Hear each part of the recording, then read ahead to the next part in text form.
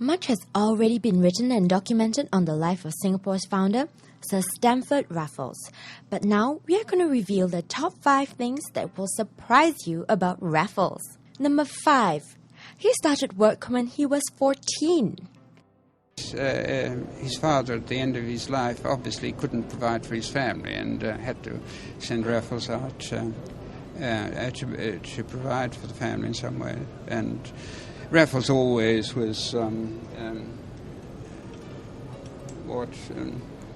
always sad about having to go out to work, being taken away from school at the age of 14 and put in the offices of the East India Company.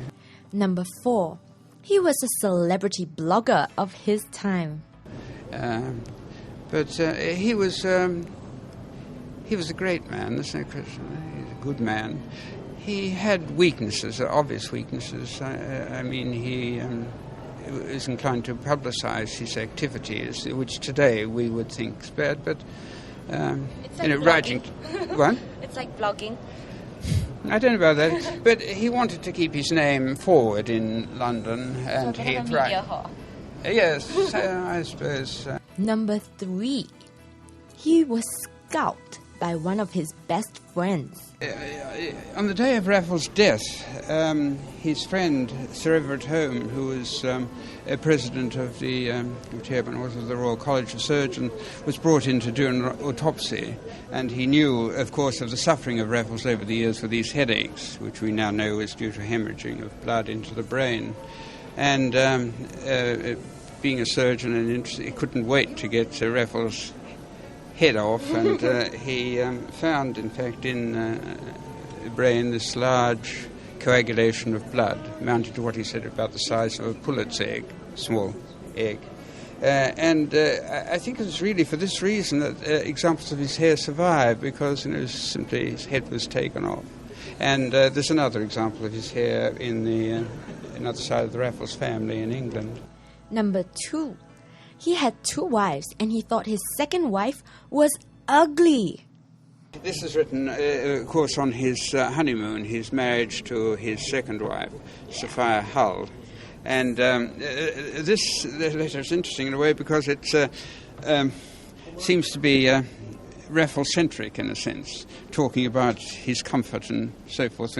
And it drew the ire of Emily Hahn when she was writing her biography of Raffles. She was very critical of that particular. Why was she critical of it? Well, if you read it, Raffles justifying his marriage in terms of his own comfort, more or less, was saying that his wife is not a great beauty and other things. Harsh. It would harsh, yes.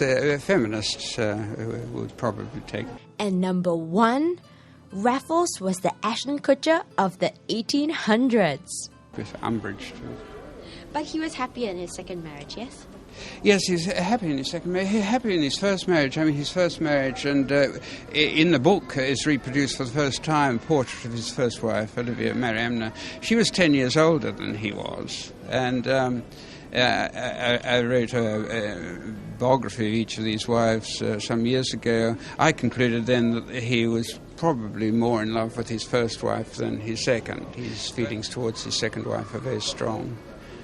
But if you like to go for the romantic angle, it's probably with his first wife.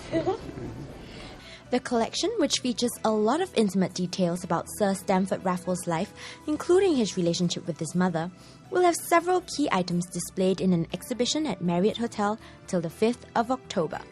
If you missed the exhibition, don't fear. 200 copies of the book, Letters and Books of Sir Stamford Raffles and Lady Raffles, will be donated to schools and libraries in Singapore.